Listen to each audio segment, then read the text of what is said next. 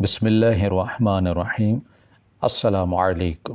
وہ ایک دم سے آگے بڑھی اور اس نے کمرے کا دروازہ بند کیا۔ میں سمجھنے کی کوشش کر رہا تھا کہ وہ ایسا کیوں کر رہی ہے کہ اچانک اس نے اپنا دوپٹہ دور پھینک دیا اور اپنی قمیض کا بازو خود ہی پھاڑ کر چیخنے چلانے لگ گئی۔ مجھے یہ سمجھنے میں دیر نہیں لگی تھی کہ لڑکی میری عزت کا جنازہ نکالنے کی تیاری کر رہی ہے۔ میرا نام جنید ہے اور میری عمر 30 سال ہے۔ میں سرکاری عہدے پر 18ویں گریڈ کا آفیسر ہوں۔ میرے معاشرے میں بہت عزت تھی، لیکن کچھ عرصہ پہلے ایک ایسا واقعہ رونما ہوا جس نے میرے رونگٹے کھڑے کر دیے۔ میرے وہم و گمان میں بھی نہیں تھا کہ مجھ جیسا عقل مند انسان اتنا بڑا دھوکہ کھا سکتا ہے۔ میں اپنی بیوی ساجدہ اور اپنے بچوں کے ساتھ ایک خوشگوار زندگی گزار رہا تھا۔ ہمیں کسی چیز کی کوئی کمی نہیں تھی۔ میں بہت اچھا کما لیتا تھا۔ ایک دن میری بیوی ساجدہ کو خیال آیا کہ کیوں نہ گھر کا اوپر والا پورشن بنوا کر کرائے پر چڑھایا جائے۔ مجھے اس کا خیال بہت پسند آیا تھا۔ پیسے کی تو کوئی کمی نہیں تھی ہمارے پاس، گزارا ہو جاتا تھا اچھے طریقے سے۔ لیکن ساجدہ نے بتایا کہ سیونگز بھی ضروری ہیں بچوں کے مستقبل کے لیے۔ ساجدہ بہت سمجھدار تھی، وہ ہمیشہ یہ ایسی ہی باتیں سوچا کرتی تھی جس سے ہمیں فائدہ ہو۔ میں نے اس کی بات پر عمل درآمد شروع کر دیا اور اوپر والا پورشن بنوانے لگا۔ میں نے اوپر والے پورشن میں زیادہ محنت نہیں کی، بس ایسا بنایا کہ ایک مختصر سی فیملی رہ سکے۔ میں نے کرائے کے لیے ڈیلر سے رابطہ کیا۔ کچھ دنوں سے ہمیں کرائے دار مل گئے۔ ایک خاتون تھی آسیہ بی بی، اور ان کے ساتھ ان کی 18 سالہ بیٹی اریبہ بھی تھی۔ وہ دونوں ماں بیٹی اوپر والے پورشن میں رہنے کے لیے آ گئیں۔ میری بیوی ساجدہ آسیہ بی بی سے ملنے چلی گئی۔ جب وہ واپس آئی تو بہت خوش لگ رہی تھی۔ اس نے بتایا کہ آسیہ بی بی بڑی نیک خاتون ہے، مگر افسوس کی بات یہ ہے کہ ان کی 18 سالہ بیٹی جو کہ بہت پیاری ہے، اس کا ذہنی توازن ہی نہیں ہے۔ یہ سن کر مجھے بہت افسوس ہوا۔ وقت گزرتا گیا اور ہماری مراسم ان سے مضبوط ہوتے چلے گئے۔ آسیہ بی بی اکثر ہمارے گھر آ جاتی تھیں، بس سیڑھیوں سے ایک دروازے کا فاصلہ تھا۔ اریبہ تو اب روز روز آنے لگی تھی میرے بچوں کے ساتھ کھیلنے کے لیے۔ اریبہ کے ہاتھ میں ہمیشہ جو چھوٹا سا بھالو ہوتا تھا، اس کی 2 پونیاں بندھی ہوتی تھیں، وہ بچوں جیسی لگتی تھی۔ وہ اسکول لے جاتی تھی کیونکہ وہ ذہنی مریض تھی۔ آسیہ بی بی نے بتایا کہ 8 سال کی عمر میں سر میں چوٹ لگنے کی وجہ سے اریبہ کا ذہن رک گیا اور آگے نہیں بڑھ سکا، جس کی وجہ سے وہ اب تک بچپن میں رہ رہی ہے۔ یہ سن کر مجھے اور میری بیوی کو مزید افسوس ہوا کہ یہ لڑکی ہمیشہ ایسی ہی رہے گی۔ میں نے آسیہ بی بی سے کہا کہ آپ نے اس بچی کا علاج کیوں نہیں کروایا؟ تو اس نے کہا کہ علاج بہت مہنگا تھا اور ان کے پاس اتنی رقم نہیں تھی۔ میں نے کہا کہ آپ علاج کروائیں، میں تھوڑی بہت آپ کی مدد کروں گا۔ میری بیوی ساجدہ نے بھی یہی آفر کی کیونکہ میری بیوی بہت نرم دل کی مالک تھی۔ ساجدہ نے میری زندگی جنت بنا رکھی تھی پچھلے 8 سالوں سے۔ سچ کہتے ہیں ایک سمجھدار بیوی بھی خدا کی نعمت ہوتی ہے۔ ساجدہ مجھے خدا کی نعمت لگتی تھی۔ میں خود بھی برائی اور گناہوں سے دور بھاگنے والا شخص تھا۔ میں دل میں خوف خدا رکھتا تھا۔ اریبہ کو میں اپنے بچوں کی طرح ہی دیکھتا تھا، حالانکہ میرے بچے بہت چھوٹے تھے۔ ایک بیٹا 7 سال کا اور بیٹی 6 سال کی اور ایک 4 سال کا بیٹا۔ میرے یہی 3 بچے تھے۔ میں جب اپنے بچوں کے لیے کوئی کھلونا لینے لگتا تو اریبہ کے لیے بھی ضرور لے کر آتا۔ میں سمجھتا تھا کہ وہ بچی کی ذہنیت رکھتی ہے اور ان چیزوں کی منتظر ہوگی۔ اگر میں چاکلیٹ وغیرہ اپنے بچوں کے لیے لاتا تھا تو اریبہ کے لیے بھی وہ لے کر آتا تھا۔ اس لیے وہ ہم سے بہت مانوس ہو چکی تھی۔ وہ مجھے انکل کہہ کر پکارتی تھی۔ مجھے اچھا لگتا تھا اس کا انکل کہنا۔ حالانکہ عمر میں اس سے میں زیادہ بڑا نہیں تھا، میں صرف 12 سال بڑا تھا۔ میں انکل نہیں بلکہ اس کے بھائی جتنا تھا، کیونکہ وہ 8 سال کی بچی کی ذہنیت میں رہ رہی تھی، اس لیے وہ مجھے انکل ہی کہتی تھی، مگر مجھے برا نہیں لگتا تھا، اچھا لگتا تھا۔ میری بیوی آسیہ بی بی سے بہت مانوس ہو گئی تھی۔ اب میں جب بھی گھر آتا تو آسیہ بی بی اور ساجدہ دونوں لاؤنج میں بیٹھی ہوتی تھی اور اریبہ میرے بچوں کے ساتھ کھیل رہی ہوتی تھی۔ یہ منظر دیکھ کر مجھے بہت اچھا لگتا، گھر میں جیسے رونقیں ہو جاتی تھی۔ ایک دن اریبہ میرے پاس آئی اور کہنے لگی، مجھے پارک جانا ہے، مجھے جھولنا ہے۔ اریبہ کی فرمائش پر میں حیران ہو گیا، مطلب کہ وہ مجھے اپنے باپ کی جگہ سمجھ رہی تھی۔ یعنی کہ اس کے ذہن میں یہ بات ٹھیک ہے کہ میں اسے پارک لے کے جاؤں گا۔ جو بھی تھا وہ 8 سال کی بچی کی طرح ہی تھی۔ میں اپنے بچوں کو اریبہ کو پارک لے کر چلا گیا۔ میرے بچے بھی پارک میں کھیلتے رہے، اریبہ جھولا جھولتی رہی، اس کے ہاتھ میں اس کا ٹیڈی بیئر تھا جو کہ ہمیشہ اس کے ہاتھ میں ہی رہتا تھا۔ میں ایک بینچ پر بیٹھ گیا اور یہ سب دیکھنے لگا۔ میں نے اریبہ کو دیکھا، وہ بہت پیاری اور معصوم تھی۔ اگر اس کا ذہنی توازن صحیح ہوتا تو یقیناً اس وقت تو وہ کالج میں پڑھ رہی ہوتی، ایک کانفیڈنٹ لڑکی ہوتی۔ پھر اس کا رشتہ بھی اب تک ہو چکا ہوتا کسی بہت اچھی جگہ پر، کیونکہ وہ بہت خوبصورت تھی۔ میں لاشعوری طور پر اسے دیکھ رہا تھا اور اسی کے بارے میں سوچ رہا تھا۔ گوری رنگت، سلکی بھورے بال، جھیل سی گہری آنکھیں، پتلے ہونٹ۔ ایک پل کو میں اس کے چہرے میں کھو سا گیا۔ پھر اچانک مجھے یاد آیا کہ وہ میرے بچوں کی طرح ہیں۔ یہ میں کیا سوچنے لگا ہوں؟ میں نے ایک دم سے استغفار پڑھا اور وہاں سے اٹھ کھڑا ہوا۔ اریبہ بیٹا گھر چلیں، دیر ہو گئی ہے۔ میں نے اریبہ کے پاس جا کر پیار سے اس سے کہا، انکل مجھے مزہ آ رہا ہے، پلیز تھوڑی دیر اور۔ اس نے کہا تو مجھے اس کی معصومیت پر ڈھیروں پیار آ گیا۔ مجھے گھر تو جانا تھا، دیر ہو رہی تھی اور پارک میں بیٹھنے کا میں عادی بھی نہیں تھا، لیکن اریبہ کی معصوم سی فرمائش نے میرے پاؤں جکڑ لیے تھے۔ ٹھیک ہے، تم تھوڑی دیر اور کھیلو، میں نے پیار سے کہا اور پھر بینچ کی طرف جانے لگا۔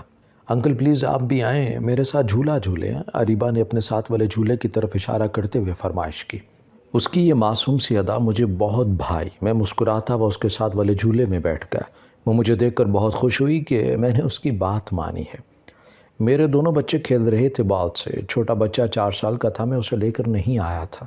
انکل آپ بہت سویٹ ہیں، مجھے آپ بہت اچھے لگتے ہیں، اریبہ نے میری طرف دیکھتے ہوئے عجیب نظروں سے کہا۔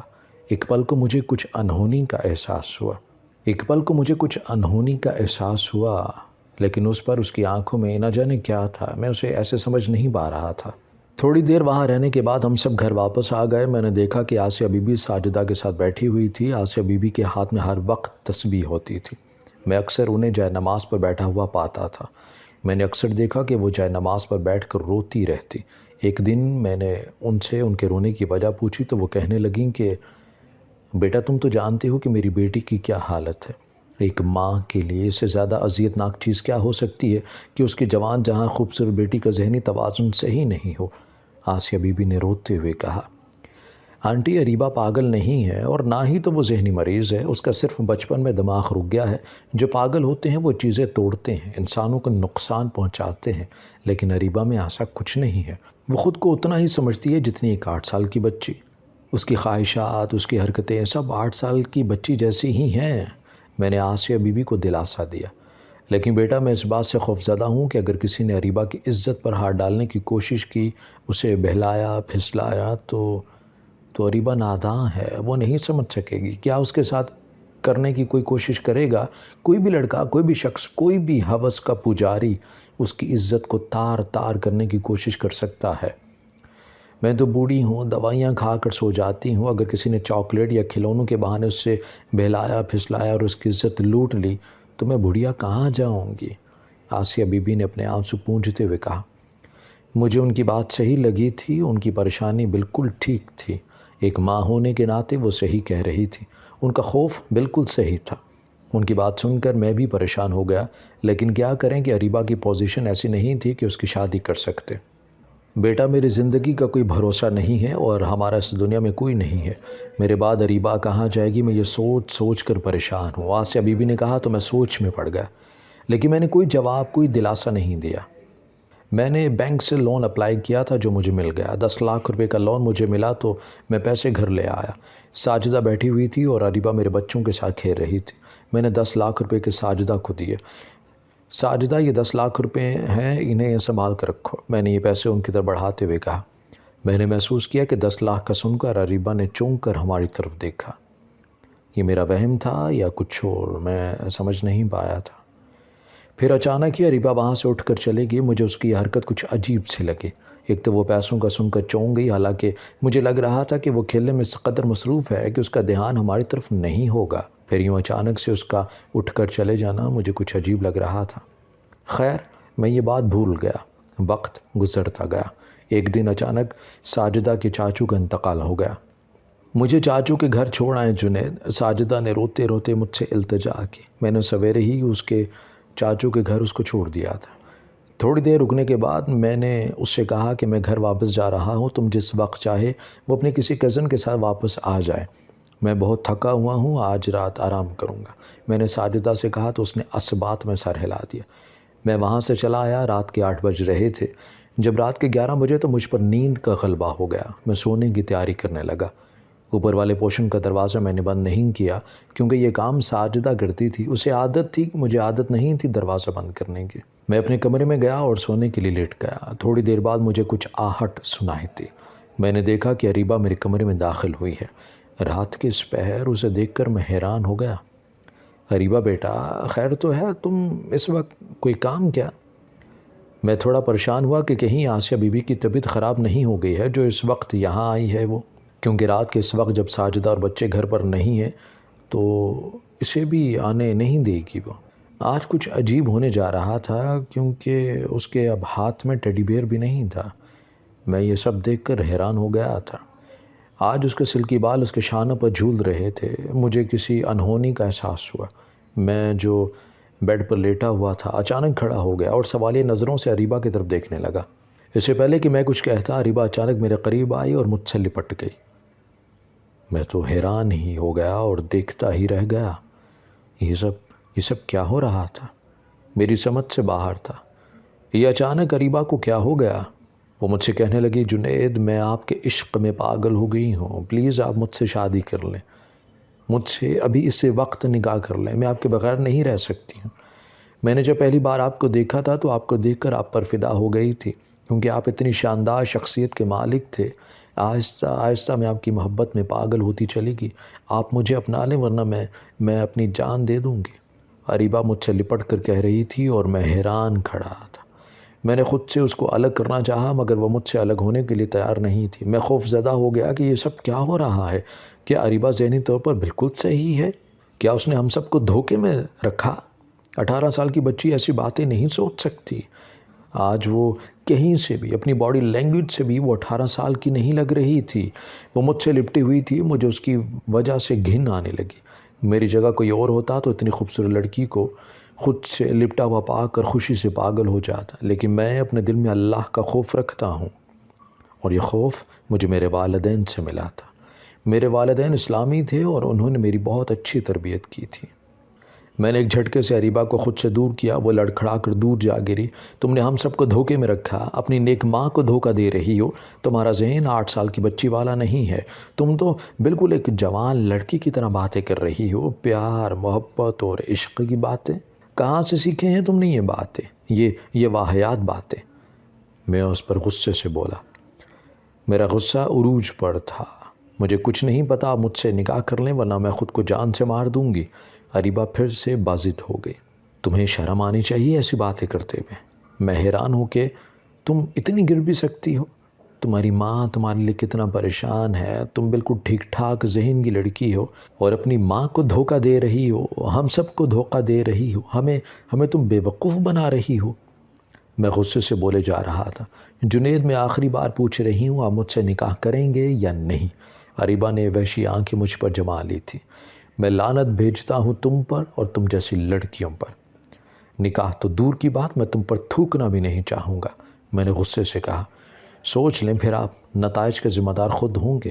اریبہ نے کہا، تم مجھے دھمکی دے رہی ہو؟ میں نے پوچھا۔ یہی سمجھیں، وہ بولی۔ نکل جا میرے کمرے سے، میں نے غصے سے کہا۔ اچانک باہر سے گاڑی کی آواز آئی، میں سمجھ گیا کہ ساجدہ واپس آ گئی ہوگی۔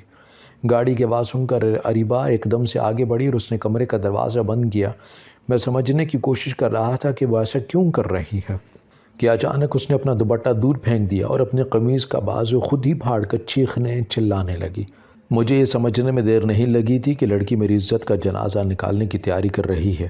اس کی چیخیں سن کر ساجدہ اندر آئی، ساتھ میں آسیہ بی بی نہ جانے کہاں سے آ گئی۔ ساجدہ کا کزن حماد بھی اس کے ساتھ تھا۔ دروازہ کھلنے سے پہلے ہی اریبہ نے مجھے پکڑ کر اپنے اوپر گرایا اور ہم دونوں نیچے تھے، مجھے زمین پر کر دیا گیا۔ اس تمام صورتحال کو دیکھنے والوں نے غلط انداز میں لیا۔